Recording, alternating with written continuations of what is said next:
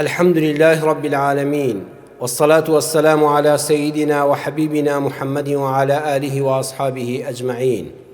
إمان داران و خواناسانی زۆر بەڕێز، ئێمەی مسلمان هەم لە ڕووی دینەوە هەم لە ڕووی ژینەوە پێویستە لەسەرمان تێکەڵی یەکتری بین. لە ڕووی دینەوە واجبە لەسەر تاک بە تاکمان مەگەر ئەوانەی کەوا نەخۆشن یاخود سەفەرین یان عوزرێکی تایبەتیان هەیە بەهۆی ئەمن و ئەمانەوە، ئەینا واجبە هەموو کەسێکی جێگیر و لەش ساخ بێکێشە لە ڕۆژی جومعەدا بەشداری نوێژی هەینی لە مزگەوتی مسلمانان بکە. بەشداری جەماعەتمان لەسەر پێویستە، بەشداری نوێژی جەژن و نوێژی مردوو، ناشتنی مردوو، چوونە حەج و عومرە، بەشداری جیهاد، ئەمە هەمووی پێمان دەڵێت تۆ لە ڕووی عیبادەت و دینەوە ئەبێ لە مسلماناندا نەبڕێ و تێکەڵبی. هەروەها لە ڕووی ژینەوە بازار و کڕین و فرۆشتن و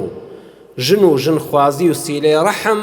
کە پێویستن و واجبن لەسەرمان و ژیان بەبێ ئەمانە نابێ و بەردەوام نابێ و ناکرێ، هەمووی باسی تێکەڵیمان بۆ دەکات. پێمان دەڵێت تۆی مرۆڤ پێویستە لە ڕووی ژینی شەوە تێکەڵاوی خەڵکی بی. ئایا لەم تێکەڵیەدا بۆ یەکتر چۆن بین؟ لەم تێکەڵبوونەی دین و ژیندا ئێمە لەگەڵ یەکتریدا چۆن بین؟ چونکە بێگومان لە تێکەڵبوونماندا بەر یەککەوتن و دڵعاجزی و کێشە و شەڕیش دروست دەبێ، بەڵام ئاشبوونەوەش هەیە.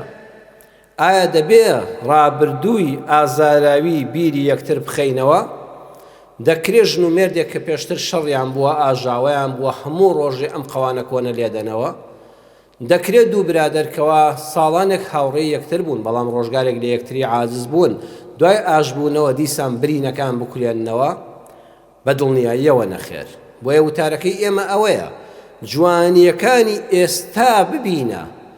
ڕابردووەکە هەڵمەدەوە، برینەکانی ڕابردوو مەکولێنەوە. پێغەمبەری خوا صلی الله عليه وسلم دەفەرمێ: إن أحدكم مرآة أخيه فإن رأى به أذى فليمطه عنه. لسنن أبي داود و أدبي مفرد إمام بخاري دا أنفر مديهاتوا واتا هل يشغل إيوا إن أحدكم هل يشغل إيوي مسلمان إيمان داراني أمتي محمد صلى الله عليه وسلم مرآة أخيه آويني بوبراكي فإن رأى به أذى أجر آزارك بيوبيني فليمطه عنه بال سري لا يبرئ. سرنج بدا مسلماني بريس تو كاتي خوت دشوي جلو بەرگێکی پاک لەبەر دەکەی، دەچیتە بەر ئاوێنە و سێریکی خۆت دەکەی. ئاوێنە ڕێک ئێستای تۆ نیشان دەدا، نەک چرکەیەک لەوە پێشت. یەک چرکە لەوە پێش ناهێنێتەوە بەرچاوت، پێت ناڵێ بە چاوتا ناداتەوە بڵێ دەزانی پێش ئەوەی بڕۆی بۆ حەمام چ جلو بەرگێکی پیست لەبەرا بوو، ئەزانی چەند چڵکن بووی قش ئاڵۆسکاو بووی، ئەزانی پێشتری خۆتت لە بیرە و لەبەر چاوە، نە ئاوێنە ئەوەت پێ ناڵێ. ئاوێنە یەک چرکە پێش ئەوەی دەچێ بەردەمی لە چاودا ناداتەوە، ڕێک ئێستان نیشان دەدا. ئێستا دەڵێت تۆ چەند جوانی، چەند پاک و خاوێنی، چەند ڕێک و پێک بووی، چەند جلوبەرگەکانت پاکە و تووکراوە و ڕێک و پێکە، ئەوە نیشان دەدا. ئالێرەدا پێمان دەڵێت تۆی مسلمانیش بۆ براکەت ئاوا بە، ئێستای ببینە، ئێستای ببینە، جوانیەکانی ئێستای ببینە. کای کۆن بەبا مەکە، باسی 50 ساڵ لەمەوبەری بەسەر چاودا مەدەوە. ئەوەی ڕۆی با برینەکان نەکولێنینەوە، با دروشممان وەکو مسلمان عەفە الله عەمما سەلەف بێ. ئای چه دروشمێکی جوانە، عەفە الله عەمما سەلەف. ئەوەی ڕۆی تازە خوا لێمان ببورێ، با بەسەر چاوی یەکتریدا نەدەینەوە. مادام فڵان کەس تەوبەی کردووە،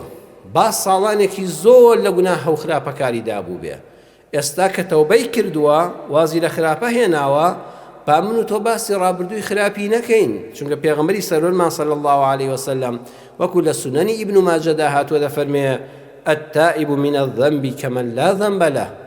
هەر کەسێک کەوا تەوبەی ڕاستەقینەی کردو وازی لە گوناهەکانی ڕابردووی هێنا، وەکو ئەو کەسە لای خوا حیسابی بۆ دەکرێت کە هەر گوناهی نەکردووە. خوای ئەرحەم الراحمین لە ئاسمانەوە لێی دەبورێ وەکو ئەو کەسای لێ تەماشای دەکات کە هەر لا ذەنبە لە کە گوناهی نییە. ئەی باشە بۆ ئێمە وانە بین، ئەی بۆ ئێمە بە چاوی خراپەکانی ڕابردوو تەماشایکەین، بۆ چاو لە ذاتی پەروەردگار نەکەین کە ئەو تۆ بەکارە وەکو ئەو کەسە تەماشا دەکا کە هەر پێشتر هەر گوناهی نەکردووە. لێرەدا بە پێویستی دەزانم ئاماژە بەوە بکەم کە ئەوەی باسم کرد مانای ئەوە نییە موسڵمان جێل بێ، بڕوای بە کەسی ڕابردوو خراپ بکە، متمانەی جارش کە پێ بەخشێتەوە. بەڵام ئەوەیە مەبەستەکەی ئێمە کاتێک کە فڵان کەس تەوبەی ڕاستەقینەی کرد هەر دوێنەی مەبینە، ئەمڕۆ جوانێکەشی ببینە. لە دیدی قورئانەوە تەوبەیەکی ڕاست، تەوبەی ڕاست ئەمەیە: تابوا وأصلحوا وبينوا. کەسێک هەموو لاپەڕەکانی ژیانی ڕەشن لە خراپە و لە گوناه و لە تاوان، بەڵام تابوو واتەی ستۆپی گرت، ستۆپ وەستا لە خاڵێکا وەستا وتی لێرەدا بەسە، بەخوا تازە لێرەدا هیچ هەنگاوێکی تر بەرەو خراپە ناڕۆم، ئەمە تەوبەکەیە. وأصلحوا ئەمجا پاشان بەرەو ڕێگا ڕاستەکە ڕۆی.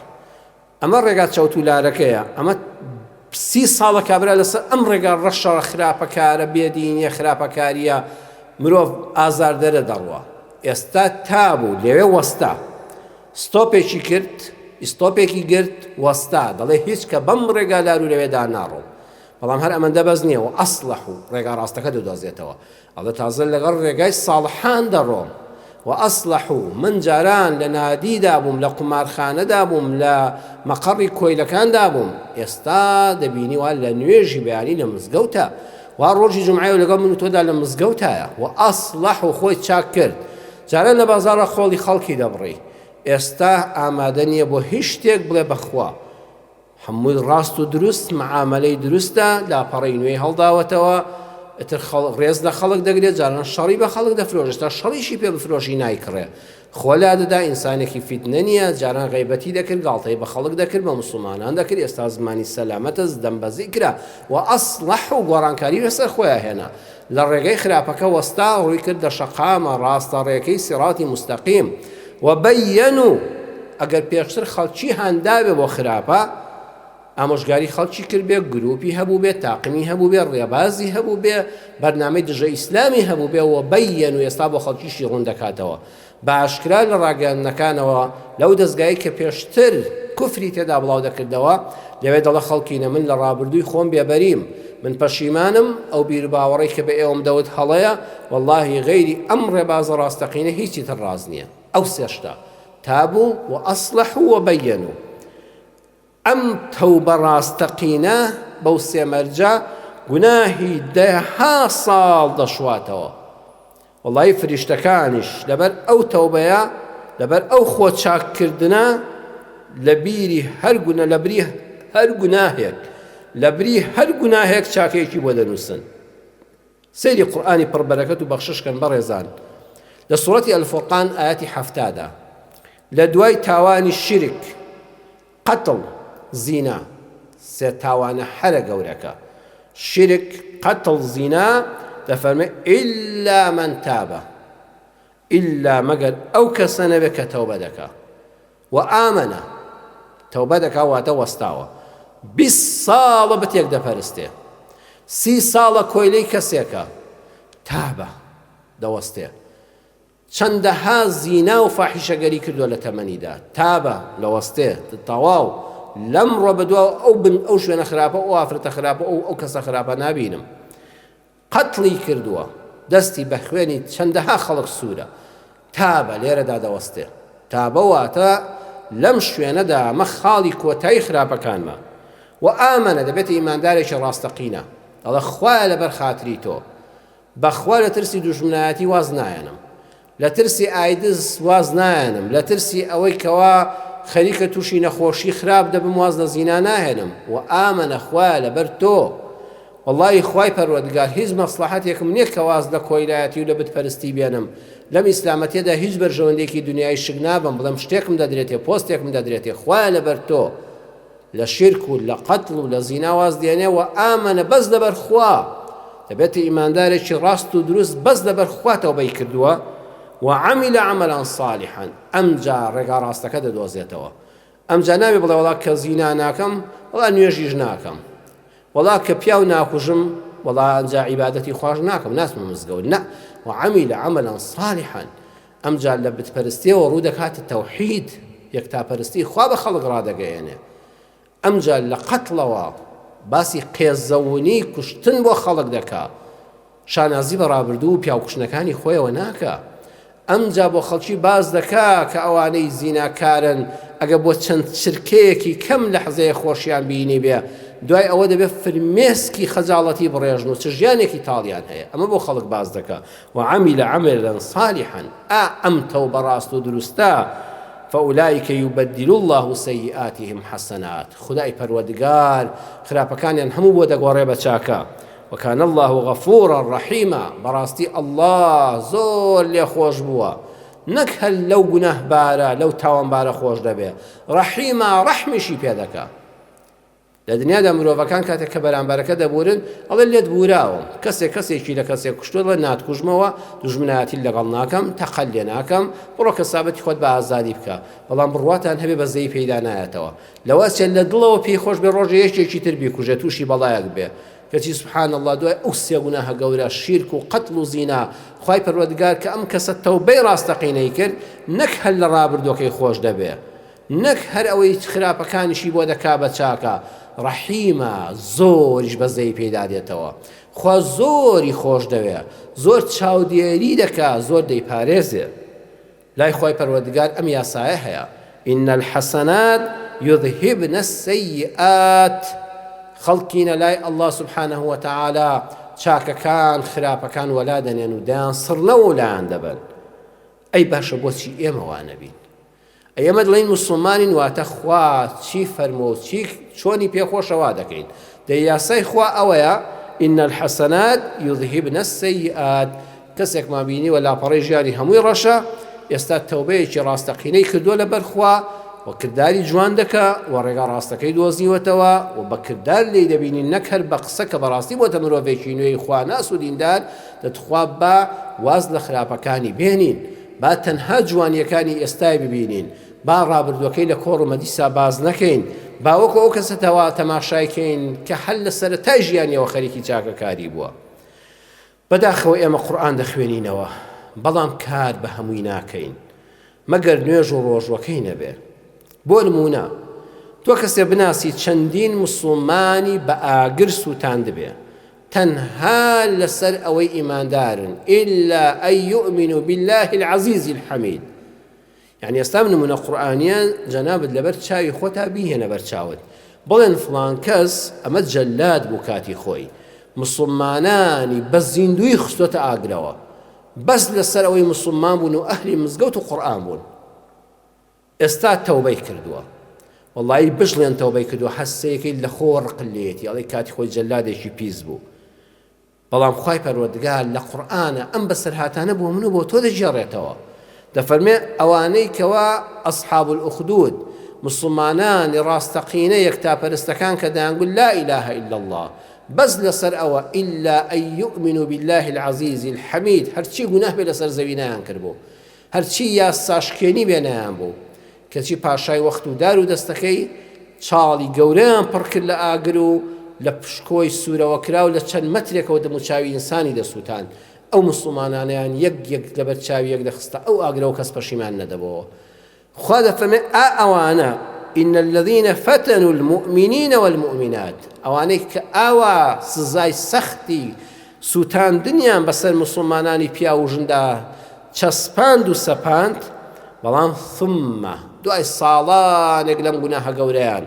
لەم یەتوبوا پەشیمان نەبوونەوە ڕوویان نەکردە خوا ناوتوە خوا تەوبە بێت چه هەڵەیەکی گەورەمان کردووە چ تاوانێکی گەورەمان کردووە فلهم عذاب جهنم ولهم عذاب الحريق ئەوانە سزای جەهەنەمیان بۆ هەیە سزایەکی زۆر سووتێنەر و بە ئازاریان بۆ هەیە مەبەست لە ئاەتەکە لە سوورەتی البروج ئاەتی دەدا بەڕێزان دیقەت بدەن ثم لم يتوبوا ئەو گوناهە گەورەیان کردووە ئەوە گەورەترین تاوانە لەسەر زەویدا مسلمانێکی ئەڵڵا پەرستی تاک پەرست دوور لە شرک و خوڕافیات بێنی بەس لەسەر خواناسیەکەی آخر هیچ سزایەک لە ئاگر بەشی دەتر نییە ناتن تیربارانیان کە ناتن بە شمشێر لە سەریان دەن ئەوە زۆر ئاسانتر بوو ناتن بە پەتیا هەڵیان واسن لە چەند دەقەیەکە ڕوحیان دەرچێ بە ئاگر سووتاندیانن لەبەر چاوی یەکتریش دایان سووتاندن مناڵەکان لەبەر چاوی دایک و باوکی دەسووتان پێشەوەی بیسووتێنن جەرگیان دەسووتان کەچی خوا هێشتا دەفرمێت ثم لەم یەتوبوا ئەگەر نەک دەست بەجێ دوای ساڵانێکیش تەوبە بکەن و بە ئاگا بێنەوە ڕوو بکەنە خوا هەر لێیان خۆش دەبێت بەڵام توخوا ئەمە واین والله ئێستا عەرزم کردن کەسێکی ئاوات بێنە بەرچاو لە خۆ هەر ڕقل لێی دەبێتەوە بەڵام الله سبحانه وتعالى دەفەرمێت ثم دوای ساڵانێک لەم تاوانش لەم یەتوبوا هێشتا مەجای تەوبە هەیە هێشتا خوا دەفەرمێ ئەگەر تەوبەی کرد جوانیەکەی ئێستای ببینە برینەکانی ڕابردووی بەسەر چاوە مەدەوە هەڵەکانی بەسەر چاوە مەدەوە ئاگادار بە موسڵمانی بەڕێز مەبە بە قازی و بڕیار لەسەر ژیانی خەڵک مەدە تۆ چوزانی ڕەنگە کارێکی چاشی کردبێ و خوا لێ خۆش بوو بێ ئەم دوو فەرمودەیە کە باسی دەکەم هەردووشیان لە صەحیح بوخاری داهاتووە یەکەم پێغەمبەری سەرۆرمان صلی الله علیه وسلم دەفەرمێت کابرایەک پەڕێگایەکە دەڕۆی دڕکێکی گەورەی بینی چقڵە زەرکەیەک دڕکێک دڕکەزیەک ئەو شتانەی کەوا دڕکی زۆر بە ئازاریان پێوەیە کەسەکە ڕۆی تێپەڕی دوای هاتەوەتی واللهی ئەمە لەم سەر ڕێگایە بێ موسڵمانێک منداڵێک ئافرەتێک کەسێک واللهی تووشی زەرد و زیان دەکا بەخوا بە قاچیاچی ئازاریت پێ دەکا گەڕایەوە و بەس لەبەر خوا لە ڕێگاکە لای برد فشكر الله له فغفر له خوا سپاسی کرد لەسەر ئەو کارە خوای گەورە لە گوناهەکانی هەمووی خۆش بوو من و تۆ باس سەیری فڵان کەس نەکەین واللهی فڵان کەس زەحمەتە بەهەشتی بێت تۆ قازی مەبە لەسەر ژیانی خەڵک لەوە ئەچێ ڕۆژگارێک وەکو ئەو پیاوە لەسەر ڕێگای موسڵمانان ئازارێکی لابدابێت لەبەرخوا فشكر الله له خوا سپاسی کردبێ تۆ چوزانی کارێکی نەکردووە کە خوا سپاسی بکە فغفر له خوا لێ خۆش بێ هەر لە صەحیح بوخاریدا فەرمودەکە هاتووە کە ئافرەتێکی داوێن خراپی بەدڕەوشت دوای ساڵانێک لە بەدکرداری و بەدڕەفتاری سەگێکی تینووی بینی دوای ئەوەی کە خۆی تینوو بوو لە بیرێک ئاوی هەڵێنجا و خواردیەوە هاتە دەرەوە سەگەکە زمانی لە زەویە ڕوشکەکە دەدا لە تینوانە زمانی کێشا بوو ئەو ئافرەتە بەدڕەوشتە داوێن خراپە گەڕایەوە بە پێڵاوەکەی ئاوی بۆ هەڵێنا بە خوفەکەی هەتا سەگەکەی تێراو کرد پەروەردگار ڕەحمی پێکرد چونکە بە زەی بەو بێزمانەدا بۆ سەگەدا هاتەوە ڕێ ڕاستی نیشاندا تەوبەی کرد بە ئاگا هاتەوە وەستاوازی لە بەدڕەوشتی هێنا ڕووی کردە دینی خوا ڕووی کردە قیبلا دەستی نزای بەرز کردەوە داوای لێ خۆشبوونی لە خوا کرد خوای پەروەردگاریش لێی خۆش بوو فغفر لها به خوای پەروەردگار بەهۆی ئەو سەگە بێزمانەوە کە تینوو بوو تێراوی کرد لەبەر خوا بێ هیچ بەرژەوەندیەک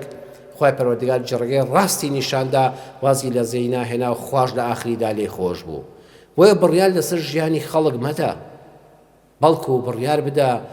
عزری بۆ بێنەوە بڵێ لەوە ئەچێ کارێکی کردبێ کە من پێم نەزانی بێ و خوای گەورە بەهۆی ئەو کردارەوە لێی خۆش بوو بێ لە صەحیح مسلمە هاتووە کە خاتو عایشەی دایکی ئیمانداران دەفەرمێ ڕۆژێکیان لە ماڵەوە ئافرەتێکی بە حیا و بە حورمەت و بە حیشمەت دوو کچۆڵەی مێر منداڵی لەگەڵا بوو کچۆڵەکان ئەوان 9 ساڵ و 10 ساڵ دەون دیارە باوکیان نەماوە منداڵی بێباوک و نازدارن لەو کاتەدا هاتوودا و برسێتی زۆری بۆ هێنابوون داوای هاوکاری کرد بەڵام ئەم ئافرەتە فێرە سوال نەبوو ئێمە لێمان تێک نەچێ ئێستا ئافرەتانێک وەڵڵاهی لە بەدەرگای مزگەوتەکان من هەموو ڕۆژ دایان بینم وەڵڵاهی لە بازاڕە دایان بینی ئای چ جەریمەیەکی گەورەیە دوو کچی لەگەڵایە دوو مناڵی لەگەڵایە لە باوەشایەتی هێشتا ئەمە پیشەیەتی لەوەچێ مێردە مەلەستورەکەی لە ماڵەوە دانیشت بێ خەوتە بێ ئەم ئافرەتە هەر فێر بۆ تازە ئەمانە گوناهە خێریان پێ بکەیت ئەمە بەگە خێرت پێکرد من خۆیتت کوشت چونکە تازە دەچێتەوە ڕۆژ بە ڕۆژ لێی زیاد دەکات و منداڵەکانیشیت کوشت من پەرۆشی منداڵەکانمە هەموو جا لە دەرگای مزگەوت دەڵێم وەڵڵی خیر و سام ئافرەتە تێدا چوو بەس ئەم کچۆڵەیە ئێستا فێر کردووە لە دایکی زیاتر دەلاڵێتەوە و ڕەحمەتی خواتان لێبوو موسڵمانەکان هاوکاری بکەن ئەم کچە دوایی نەدەخوێنێ دەدەچێتە خوێندنگا نەفێری ئیشێک دەبێت نەدەزڕەنگینیەک دەبێت حتا ئێوارە سوال دەکات ئەبێ ئەویش منداڵێکی سوال کرد فێری کۆمەلگا دەکات دەیان خراپە لە ڕێ ئەمانەوە لە کۆمەلگادا بڵاو دەبێتەوە ئێمە ئەوە ناڵین ئەو ئافرەتەی خاتو عایشە دەڵێ ئەو ئافرەتە لە برساندا ئەم خاتوونە ناچاری وای لێ کڕوو لە ماڵی پێغەمبەری خوا بکە صلی الله علیه وسلم خێزانی پێغەمبەری خوا صلی الله علیه وسلم دای عایشە دەفەرمێ سێ دەنکە خورمای جوانمان هەبوو سێ دەنگە خورماکەم دانێ دیارە خورمای عەجوەی دەنگ گەورەی مەدینە خواردنێکی گرانبەهای ئەو سەردەمە بووە. دەڵێ سێ دەنگە خورماکەمدایە یەکی دەنگی خورمای دا بە کچۆڵەکانی هەر خێراخستیانە دەمیانەوە و خواردیان. دایکەکە دویستی دەنگە خورماکەی خۆی بخوا، ئەویش زۆری برسی بوو. بۆ لای دەمی بر لە دەم و لێوی نزیکی کردەوە منداڵەکان هاواریان کرد خوادا خورما. دایکەکە لە دەمی خۆی لەسەر لێوی بوو لەو برسێتێدا دەنگە خورماکەی نەخوارد. هێنای و کردی بە دوو کەرتەوە. یەکی لەتێکیدا بە منداڵەکانی بوو لەبەر چاوی دایکەکە خواردیان و خۆی بێبەش کرد. خاتو عایشە دای عایشەمان دەفەرمێ وەڵڵاهی ئەو دیمەنە زۆر کاری لێکردم. ئێوارە کە پێغەمبەری خوا هاتەوە صلی الله عليه وسلم بۆم جێڕایەوە. پێغەمبەری خوا صلی الله عليه وسلم فەرمووی إن الله قد أوجب لها بها الجنة أو أعتقها بها من النار.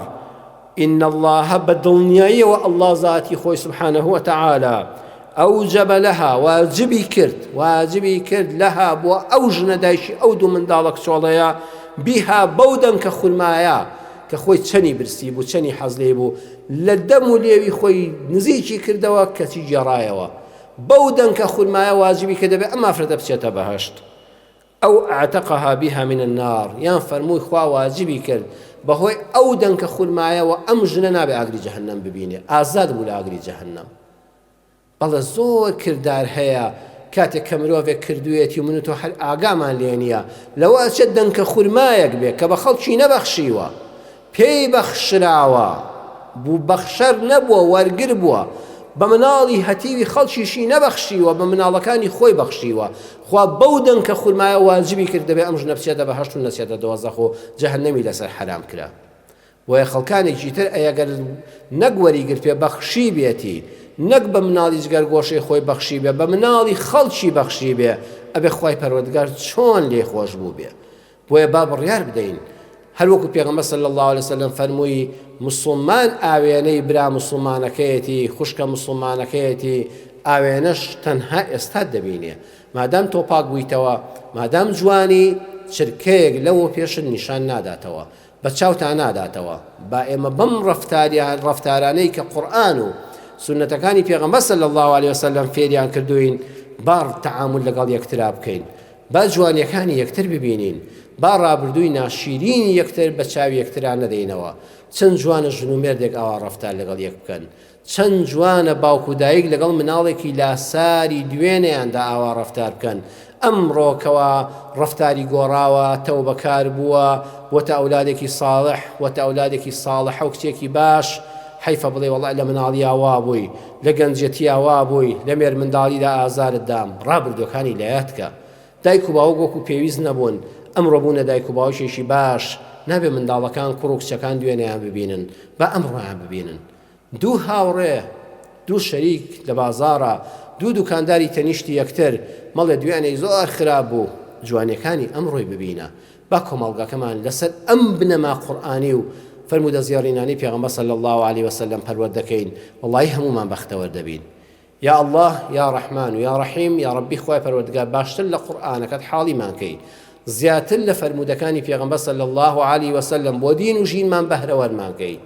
بڕوامان وایە یا الله بەغێری ئەو قورئانە و ڕێبازی پێغەمبەرە صلی الله عليه وسلم غێری ئەوە خۆشبەختی بۆ ئەم مرۆڤایەتیە پێ نییە یا ڕەبی خوایە بە قورئان و ڕێبازی پێغەمبەر صلی الله عليه وسلم خۆمان ماڵ و منداڵمان دایک و باوکمان کۆمەڵگاکەمان میلەتی کوردمان بەختەوەرکەی یا ڕەبی خوایە ئەوانەی کەوا دوورن لە ڕەحمەتی ئەم ئیسلامە هیدایەتیان بدەی یا ربی خواه هدایتیان بدەی یا ربی خواه لە گوناهی ئێمە و هەموو گونەهباران خۆش بی یا ربی خواه لە گوناهەکانمان خۆش بی یا الله لە گوناهەکانمان خۆش بی بە ڕەحمی خۆت بە عەفوی خۆت یا ربی خواه بەزەیشت پێمان دابێتەوە هەم لێمان خۆش بی هەم ڕەحممان پێ بکەی لەم ڕۆژی قبولبوونی دوعادا لەم ڕۆژی هەینێدا و لەم کاتی وتاری جمعەیەدا داوا لێ دەکەین یا شافی یا الله یا ربی خواه شیفای نەخۆشەکانمان بدەی یا ربی خواه لەش بە ئازارەکانمان شیفا بدەی دەرزیەک دەرمانێک حەبێک شروبێکیان بۆ بکەی بە شیفا و کۆتایی بە نەخۆشیەکان بێ یا ربی خواه ئەوانەی مردوون لە ناومان ڕۆیشتون بە ئیمانەوە مردبن ئێمەش بە ئیمانەوە بە خواناسیەوە بە ئیستیقامە لەسەر ڕێبازی ئەم ئیسلامە بگەین بە سەلەفی ساڵحی ئەم ئومەتە لە قیامەتە لە چاوپێکەوتنی خۆت و پێغەمبەرەکە صلی الله عليه وسلم بێ بەشمان نەکەی آمین آمین آمین والحمد لله رب العالمين